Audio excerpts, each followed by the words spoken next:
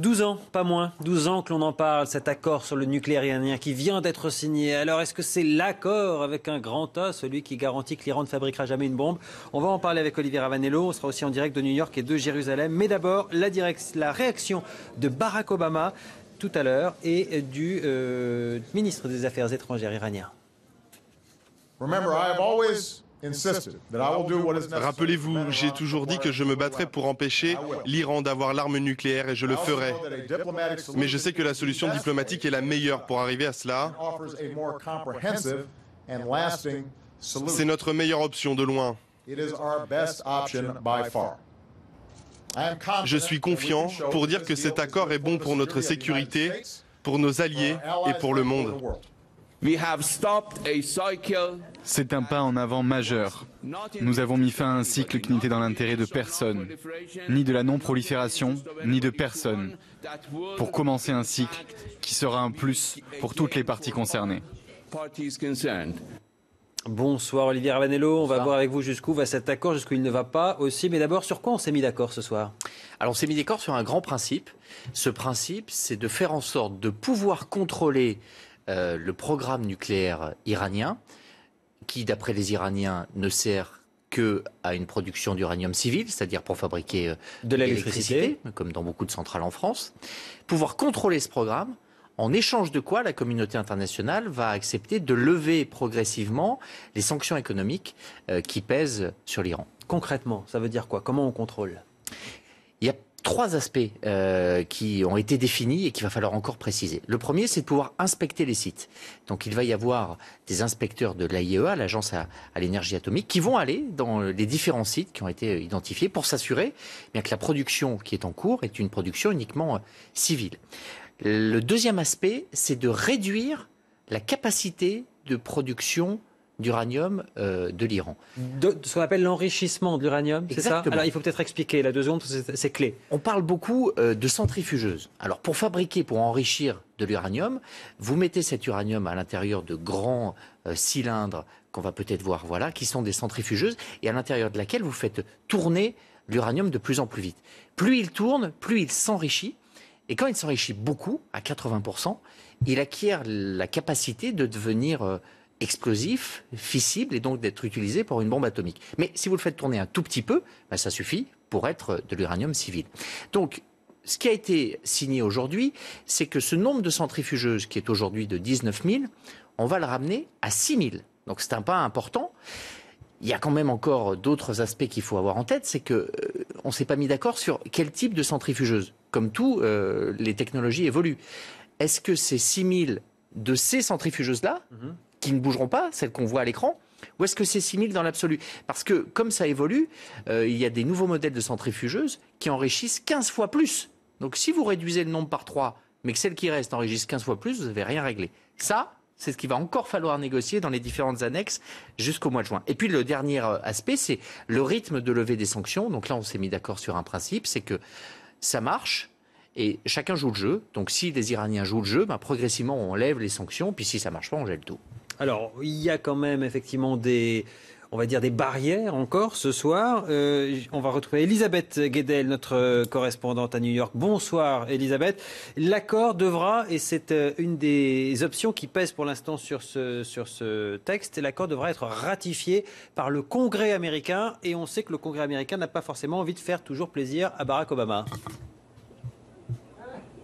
Ah non, pas du tout. Ça fait un moment qu'il manifeste son opposition. C'est un congrès à majorité républicaine. Vous vous souvenez que 47 sénateurs républicains avaient envoyé une lettre à l'Iran pour mettre en garde contre cet accord qui ne survivrait pas, selon eux, au départ de Barack Obama à la Maison-Blanche. En tout cas, aujourd'hui, c'est une victoire personnelle pour Barack Obama.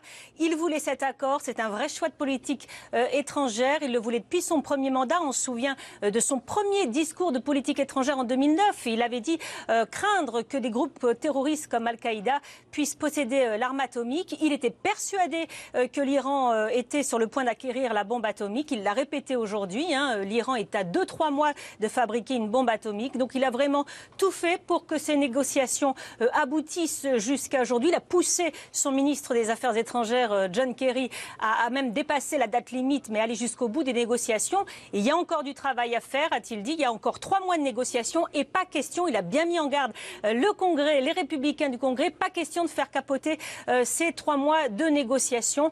Le Congrès, donc, qui voudrait imposer à Barack Obama d'être consulté avant de consulter l'ONU, avant que l'ONU lève des sanctions. Vous savez que Barack Obama peut suspendre des sanctions temporairement, mais ne peut pas les lever définitivement. Il faudra effectivement que le Congrès le fasse. Mais il peut très bien s'en passer, pour le moment, se passer de l'aval du Congrès pour lever des sanctions et faire appel à l'ONU pour lever d'autres sanctions, les sanctions internationales. Elisabeth Guedel à New York, merci Elisabeth. Barack Obama qui va donc devoir aussi convaincre son Congrès et puis aussi son allié israélien, le Premier ministre Benjamin Netanyahou, qu'il doit d'ailleurs appeler ce soir. Là-bas, on pense que c'est une erreur historique qui a été commise. Christelle Bernot, vous êtes notre correspondante à Jérusalem.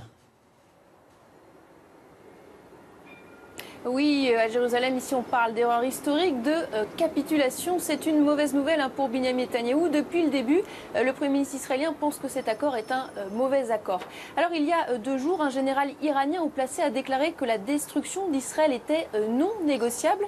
C'est une menace ici prise au sérieux par les Israéliens et cette déclaration a soulevé la colère de Benjamin Netanyahou.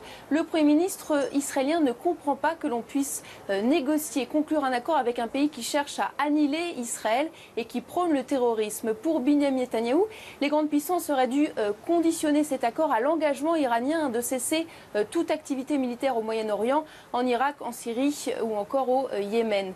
Benjamin Netanyahou n'a aucune confiance dans les Iraniens. Il est persuadé que Téhéran cherche à gagner du temps en négociant pour se doter de la bombe atomique.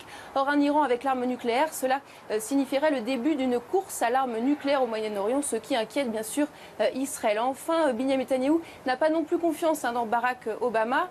Les Israéliens, dans leur ensemble, pensent que cette date butoir, cette semaine du 31 mars, et l'engagement du président américain a poussé Washington à conclure un accord coûte que coûte. Christelle Bernot en direct de Jérusalem. Merci Christelle. Olivier, on voit bien le rôle des uns et des autres. C'est très important ce qui est en train de se jouer, évidemment, la réaction de Jérusalem ce soir. Barack Obama, y compris contre son Congrès. Ce qui est en jeu derrière, c'est quoi ? Ce qui est en jeu, c'est que chacun essaye de faire bouger les lignes dans les restrictions qui sont les siennes. Barack Obama sait que ce Congrès républicain n'a pas envie d'un accord. Il sait aussi que ce qui a été signé aujourd'hui engage sur 10 ans. On parlait de la levée des sanctions. Si elle est progressive, cette levée des sanctions, à tout moment, si Barack Obama quitte la Maison-Blanche, eh bien les Républicains pourraient interrompre ce processus et revenir en arrière. C'est-à-dire que pour ça que pour l'élection de 2016, si jamais les Républicains arrivent au pouvoir, on peut complètement remettre à plat ce qui aura y compris été voté par le Congrès. Sauf si on prend le risque de lever les sanctions d'un coup et de faire confiance aux Iraniens. Tout est là. Est-ce qu'il faut leur faire confiance? Non, bien sûr, disent les Israéliens. Depuis des années, ils le disent aux Américains, aux Européens. Vous faites rouler dans la farine. Au fond, les Iraniens veulent depuis toujours la bombe atomique. Ils ont le temps et ils finiront par l'avoir ou à l'usure, ou de manière cachée, mais ils finiront par avoir. Et tout ce que vous lâchez, eh bien, c'est une petite pièce de cette bombe atomique que vous leur permettez d'ajouter à leur échafaudage. L'autre option, c'était quoi? La guerre dans 3 mois? L'autre option, c'est en effet de rentrer dans un combat frontal, sauf que la capacité de nuisance de l'Iran est considérable. Donc, on voit bien qu'il n'y a pas de solution idéale. Ce qui a été choisi aujourd'hui, c'est de dire avançons pas à pas et essayons. Mieux vaut être à l'intérieur de l'Iran, c'est-à-dire avoir des inspecteurs qui regardent, plutôt que d'être à l'extérieur et de se fier simplement à des espions qui vont et qui viennent et de ne pas avoir de vision globale. Laurent Fabius, la France se réjouit ce soir. Quel a été son rôle à la France dans cette affaire? La France a une position extrêmement ferme depuis le début de cette négociation et surtout Laurent Fabius, qui ce soir encore est extrêmement prudent. Je vous le disais, il y a des annexes à rédiger pour la mise en place concrète. À tout moment, ça peut encore capoter. Et d'ailleurs, Laurent Fabius, qui s'est exprimé ce soir, a voulu le rappeler. Écoutez. Cet accord, c'est un accord d'étape qui comporte des avancées positives, incontestables, mais il reste encore du travail à faire, puisque nous devrons avoir fini avant le 30 juin. Le fond de l'accord, c'est permettre à l'Iran d'utiliser l'énergie nucléaire civile, sans aucun problème, mais la bombe atomique, non. On a le sentiment qu'il a un petit doute quand même. Oui, il a un doute, Laurent Fabius. Ça fait longtemps qu'il a un doute. Parce que c'est un politique roué et qui ne se paye pas de mots, mais aussi parce que il a la mémoire longue et qu'il a une histoire personnelle avec l'Iran. Pour bien comprendre ce qu'il joue aujourd'hui, il faut un tout petit peu revenir en arrière, même pas mal en arrière, beaucoup, oui. plus de 30 ans, et se rappeler de quelque chose qui s'appelait le contrat Eurodif. Eurodif, c'était l'accord qui avait été passé entre la France et l'Iran à la fin des années 70, à l'époque où Valéry Giscard d'Estaing était président, et où la France s'engageait à collaborer avec l'Iran pour développer une centrale nucléaire en Iran et une centrale nucléaire en France, Eurodif. En échange de quoi, l'Iran aurait eu une grande capacité et aurait reçu de l'uranium enrichi. Quand il y a eu l'arrivée de l'ayatollah Khomeini au pouvoir, le pouvoir français, François Mitterrand, a rompu cet accord. Il n'a pas voulu garantir qu'on donne de l'uranium enrichi aux Iraniens. Et à cette période, eh bien, l'Iran a tout fait pour faire pression sur la France. Et c'est là où, en 86 notamment, vous avez eu énormément d'attentats qui ont eu lieu en France, aux Galeries Lafayette, au printemps, devant Tati, qui ont ensanglanté la France et qui étaient pilotés par l'Iran. C'est à cette période que Georges Best, le PDG de Renault, mais qui avant était le PDG d'Eurodif, a été assassiné. Purement et simplement, le message était très clair et il venait aussi de l'Iran. C'est à cette période que les otages français ont été enlevés, les journalistes au Liban, et que dans la négociation, eh bien, l'Iran a joué sur tous les ressorts des oppositions entre la gauche et la droite. Et qui était en première ligne en permanence ?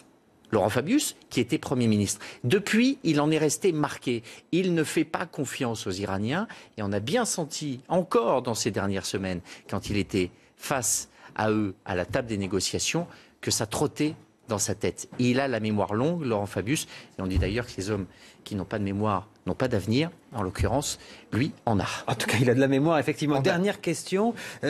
Si jamais les Iraniens respectent leur part du contrat, si ils respectent la parole donnée, alors est-ce qu'on peut dire que ça rebat complètement les cartes géopolitiques du monde entier ? Ça rebat énormément de questions. Ça permet une ouverture économique sur un immense marché. Ça permet le renouveau d'une incroyable culture. L'Iran est une culture ancestrale, c'est une civilisation, une culture d'une finesse, d'un dynamisme qui ne demande qu'à vivre et qu'à être présent sur l'ensemble de la planète.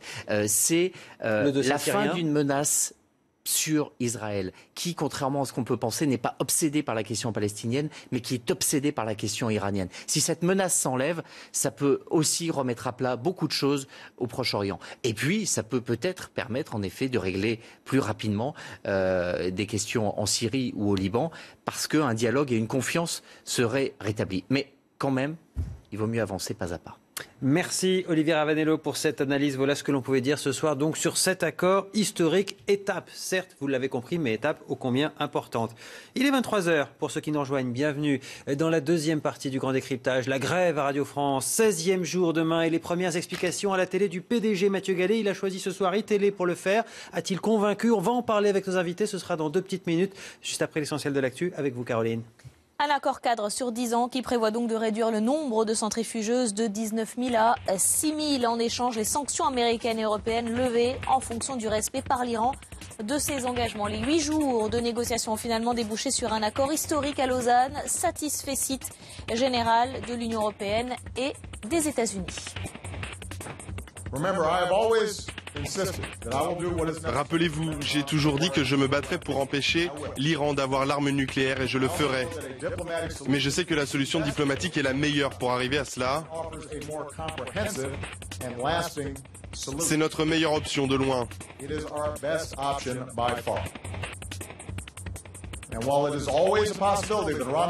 Il y a toujours une possibilité pour que l'Iran triche, mais avec cet accord, cela nous permettra de savoir si l'Iran triche justement.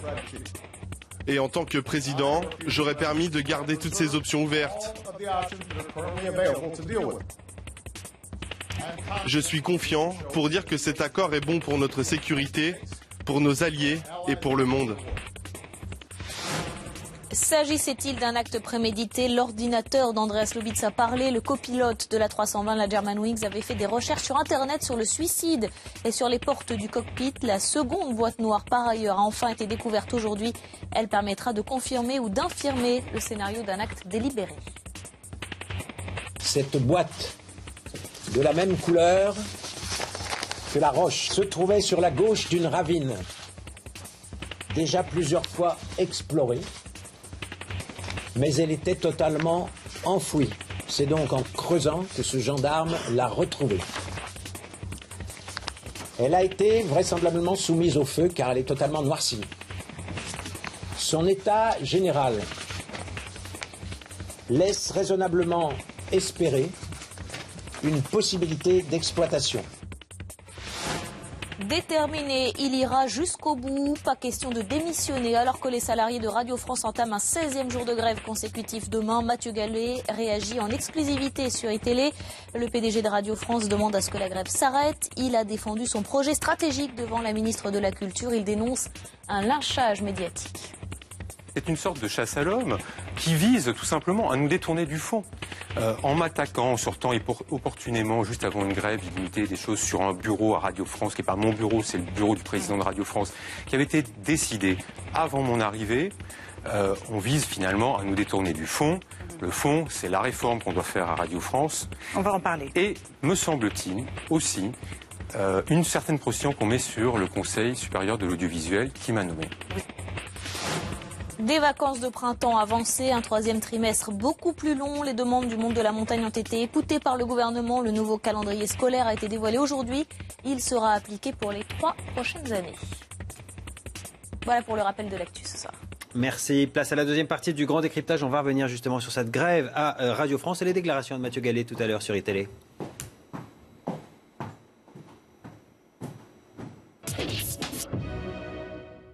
Il y a une sorte d'acharnement, une sorte de cabale. J'ai décidé effectivement avec mes conseils d'attaquer en diffamation et j'apporterai la preuve que les informations qui ont été données au Canard enchaîné ont été données par je ne sais qui. Cabale politique ou pas? Une sorte de réseau de l'ombre, je dirais. L'impact aujourd'hui, c'est environ 1 million d'euros par semaine. Donc c'est déjà plus de 2 millions d'euros qui est parti en fumée. C'est-à-dire 10% de plus par rapport à notre déficit prévu pour 2015 qui est de 21 millions d'euros. Donc la grève, elle nous coûte cher. La grève, elle nous prive de nos auditeurs. La grève, elle nous prive de nos spectateurs. Nous avons annulé beaucoup de concerts. La grève, elle ne peut pas continuer. Il faut qu'on se mette au travail. Il faut que vous présenter on transforme. Je le présenterai. Vous ne leur avez pas présenté? Je le présenterai dans le détail une fois qu'il a été décidé avec la ministre. Mercredi prochain. Il faut que je donne le temps aussi à mon actionnaire, à l'État, d'arbitrer ses choix. Et la ministre de la Culture n'est pas la seule à décider. C'est vraiment une décision interministérielle portée par le Premier ministre. Il n'y a pas un sujet, Mathieu Gallet, je vous dis, il y a un problème Radio France. Et moi, j'ai été choisi par le CSA, il y a 1 an, à l'unanimité, sur un projet, pour défendre ce projet. Aujourd'hui, j'ai des contraintes financières qui m'imposent de revoir ce projet, de tenir compte de ce projet, mais j'irai jusqu'au bout. Quoi qu'il arrive. Je suis déterminé. Vous ne démissionnerez pas? Pas du tout. Avec nous pour en parler sur ce plateau, Jean-Paul Cluzel, bonsoir. Ancien président de Radio France de 2004 à 2009 et actuel président de la Réunion des musées nationaux. Valéria Emanuele, bonsoir. Journaliste à France Inter et secrétaire national du SNJ, Syndicat national des journalistes, qui entre dans la grève à partir de demain. Vous allez nous dire pourquoi. Et puis Patrick Evenot, bonsoir. Historien, professeur à la Sorbonne, spécialiste des médias. Votre réaction à tous les trois, à ce qui a été dit tout à l'heure par Mathieu Gallet sur ce plateau, Monsieur Cluzel? Écoutez, pendant 6 ans, vous avez dû remarquer, je ne me suis jamais mêlé de ce qui se passait à Radio France. Si je suis sur ce plateau aujourd'hui, c'est par, je dirais, non pas la nostalgie, mais l'amour profond de cette radio que je trouve aujourd'hui injustement décriée. On oublie une chose, c'est que seuls de tous les groupes publics de radio dans le monde, je dis bien dans le monde, y compris la BBC, Radio France a conservé ses parts de marché, ses parts d'audience. Et donc la voir en crise aujourd'hui ne est pas agréable, alors que nous faisons mieux, pardonnez-moi ce nous, que les Britanniques ou les Allemands ou les Américains. Il y a quand même un problème, semble-t-il. La tutelle demande 50 millions d'euros d'économie. Semble-t-il, ça ne passe pas auprès des salariés. La tutelle, elle, n'accepte pas cette grève qui dure. On a le sentiment d'une sorte de triangle des Bermudes, en fait, entre les syndicats d'un côté, la tutelle de l'autre, le PDG au milieu. Votre sentiment par rapport à ça ? Oui, c'est évidemment l'un des problèmes. Le SNJ n'a pas appelé à la grève jusqu'ici. Il le fait demain pour une journée parce que les journalistes ne peuvent pas rester silencieux face à ce qui se passe.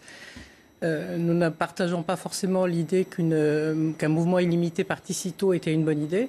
Mais imaginez quand même que tous les salariés de Radio France sont extrêmement inquiets de ce qui est en train de se passer.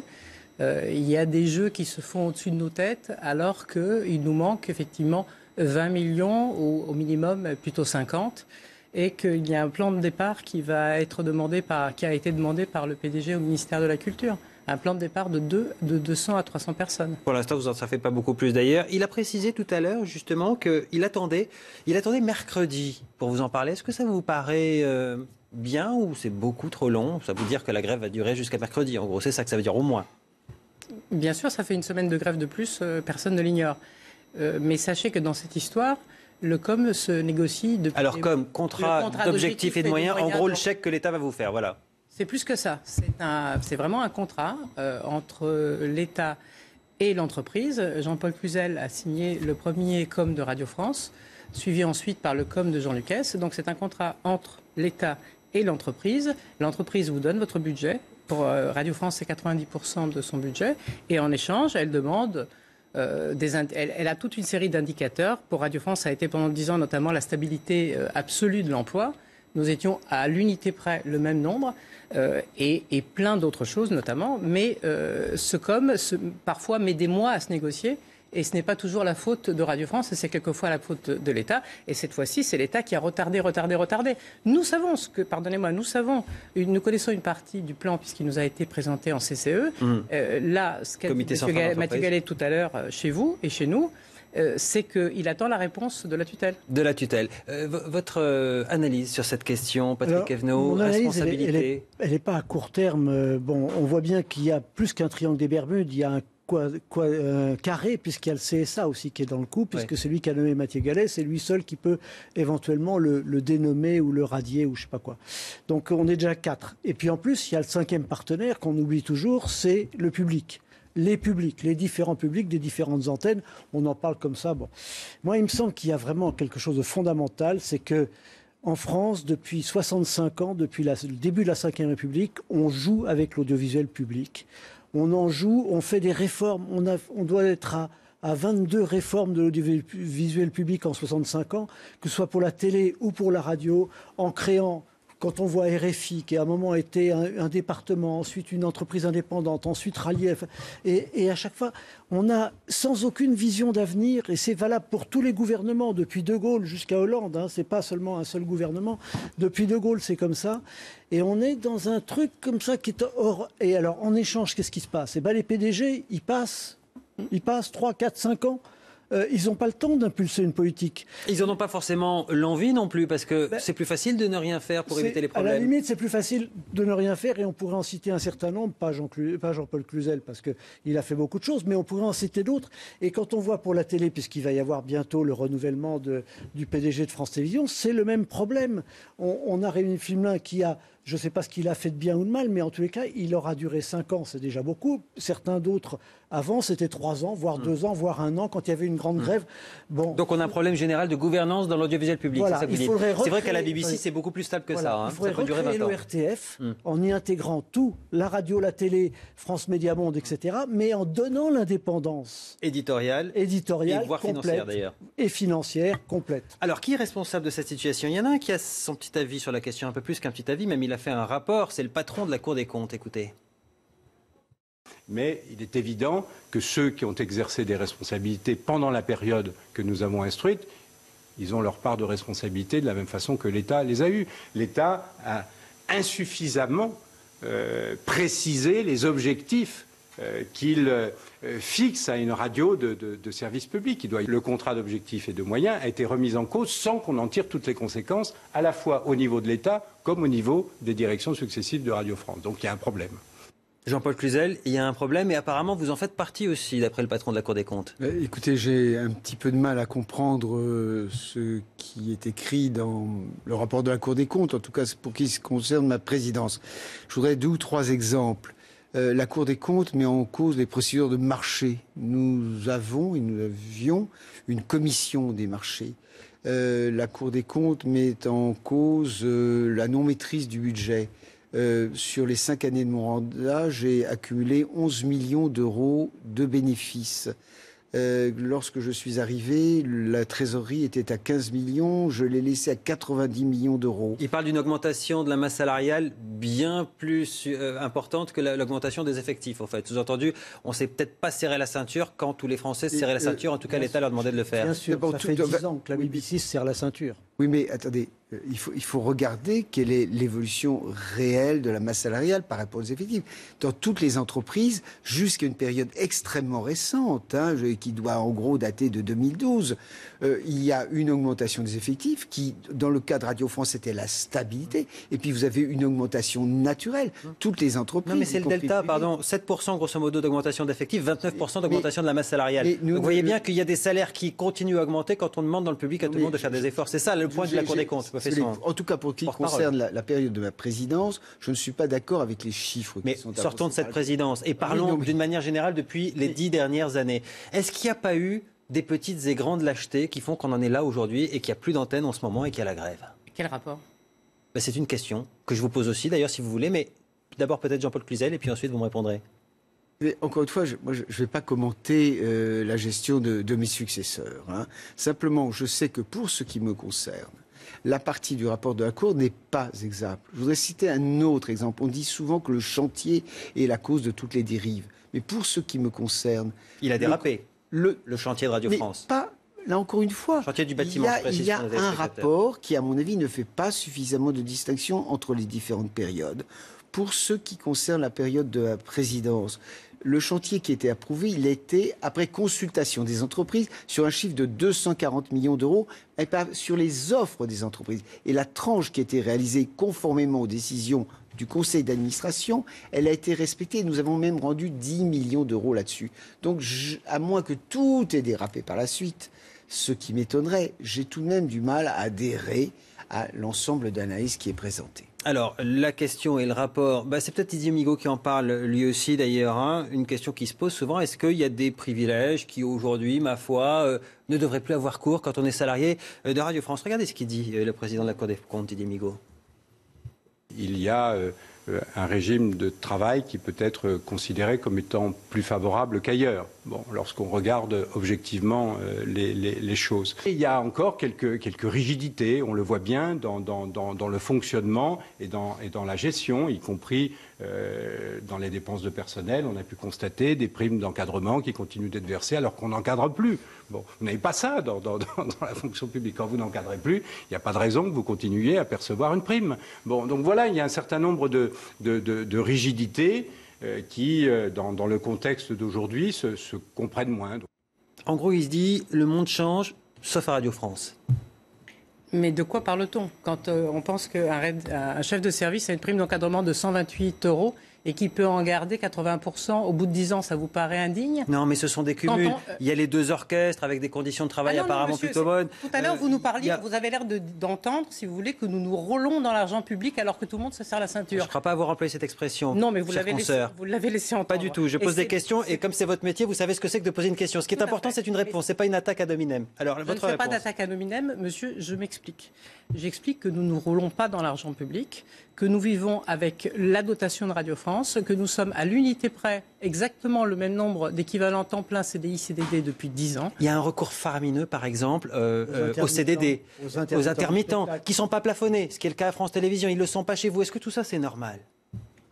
Le recours faramineux aux intermittents, je peux difficilement en parler, et nous le condamnons de toute façon de manière permanente, mais Il y a deux choses. Vous avez les CDI sur la partie administrative et les journalistes, et vous avez les intermittents sur la partie, si je peux dire, animateurs et donc les cachetiers qui sont les animateurs, les producteurs et les attachés de production. Non mais sans rentrer dans le détail, ce sont des systèmes très coûteux. La question qui est posée, et il n'y a pas d'agression, est-ce qu'il ne faut pas une évolution? Voilà. Quelle est l'évolution? C'est ça la question. À votre avis? Alors moi je n'en sais rien, je ne suis ni juge, ni l'État, ni tutelle, ni PDG, mais ce que je constate c'est que l'État demande de faire 50 millions d'euros d'économies, et la question qui est posée c'est de savoir qui est prêt à les faire, comment, sous quelles conditions, quelles sont les marges de manœuvre. Et visiblement, aujourd'hui, on est dans un blocage, d'où la présence de tout le monde ici sur ce plateau pour essayer d'analyser cela. Voilà, je ne suis pas parti dans cette affaire, j'attends vos réponses. Mais aujourd'hui, il n'y a pas le choix.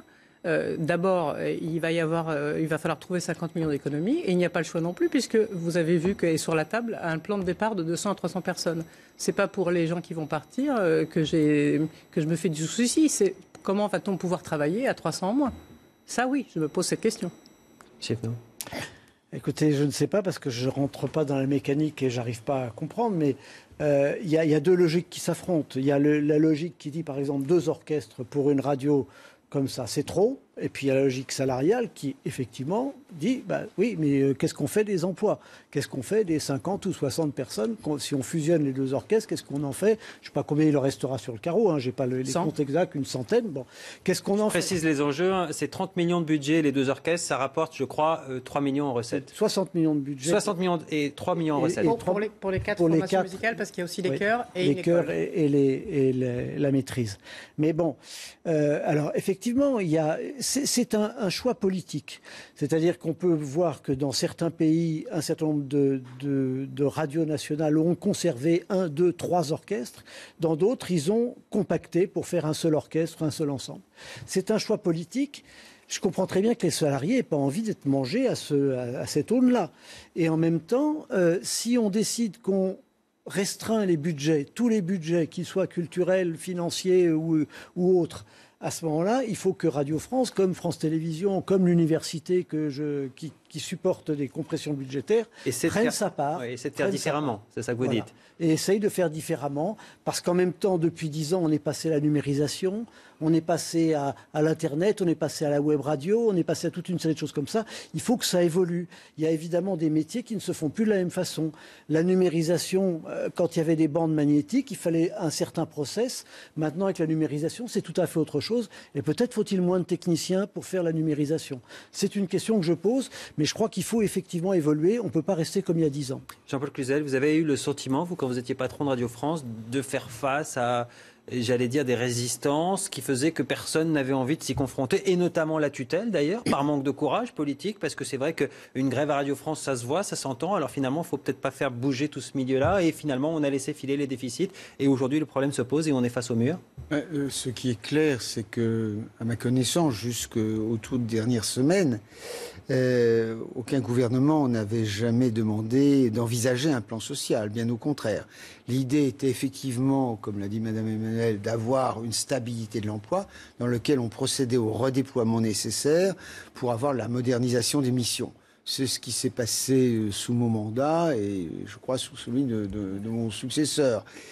C'est la manière douce. Alors il y a effectivement des manières plus brutales, comme celle qu'ont connue la BBC.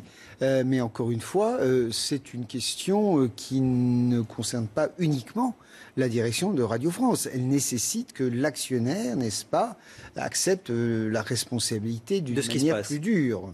Et vous avez le sentiment, Madame Emmanuel, que l'actionnaire, l'État en l'occurrence, fait monter un peu au front finalement votre PDG pour annoncer les mauvaises nouvelles et puis que derrière on le lâche un peu en race campagne? Est-ce que c'est le schéma que vous avez ou est-ce que vous dites que lui aussi finalement il a sa part? Non, c'est exactement ça. C'est exactement ça. C'est l'idée que vous en avez? Vraiment.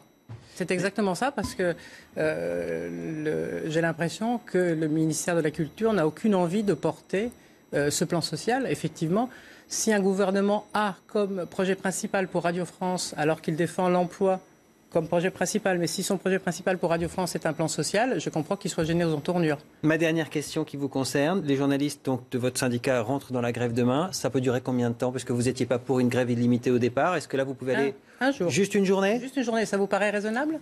Ah mais la grève est toujours raisonnable parce que c'est un droit citoyen. Et parce que c'est une pas. façon de se faire entendre en France et à Radio France, nous n'en connaissons malheureusement pas d'autres. Voilà, votre conclusion? Juste une chose, il y a un problème aussi, c'est que, et c'est heureux que l'État ne soit pas celui qui nomme le PDG de Radio France, mais en même temps, l'actionnaire, c'est pas celui qui nomme le PDG, c'est quelqu'un d'autre. D'où le problème avec le CSA. D'où le problème avec ce qui se passe avec Mathieu Gallet, d'après vous. Il y a un petit règlement de compte dans l'air là. Il y a des histoires. Vous parlez de force de l'ombre. Voilà, et il y a la candidature pour remplacer Rémi Flimelin qui arrive par derrière, donc il va y avoir un jeu à 3 bandes. Un billard à 7 ou 8 bandes au moins. Voilà, qui relève de l'ancien monde. On sera tous d'accord là-dessus. En tout cas, merci à vous d'être venus tenter de nous éclairer ce soir sur ce qui se passe et sur la raison de ce silence des ondes qui nous perturbe tous et qui nous manque, on doit bien le dire. Voilà, à tous les salariés en tout cas qui travaillent dans cette maison. Allez, vous restez avec nous à suivre la météo et le sport. Le sport d'abord avec François Pina tout de suite.